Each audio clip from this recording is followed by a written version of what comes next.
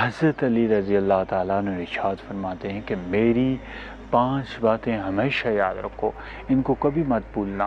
یہ ایسی باتیں ہیں کہ تم لوگ اگر ان کی تلاش میں اونٹوں پر نکل کھڑے ہو، تمہارے اونٹ کمزور اور دبلے پتلے ہو جائیں گے، مگر یہ باتیں تمہیں کہیں نہیں ملیں گی۔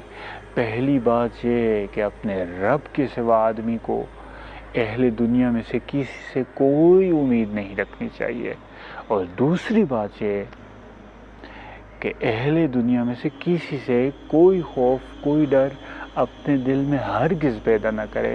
ہاں ڈرے تو اپنے گناہوں سے جو اس نے جان بوجھ کر یا بھول چوک میں کیے۔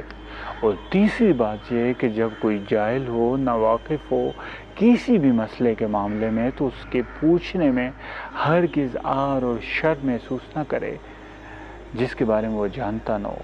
چوتھی بات یہ ہے کہ جب بھی کسی عالم سے کوئی بات پوچھی جائے اور وہ اسے معلوم نہ ہو، تو وہ یہ کہنے میں شرم محسوس نہ کرے کہ اس بات کا اللہ کو مجھ سے زیادہ علم ہے اور میں نہیں جانتا۔ پانچویں اور آخری بات یہ کہ صبر ایمان کے لیے وہی درجہ رکھتا ہے جو بدن کے لیے سر رکھتا ہے۔ سو اس شخص کا ایمان ہی نہیں جس کے اندر صبر موجود نہیں۔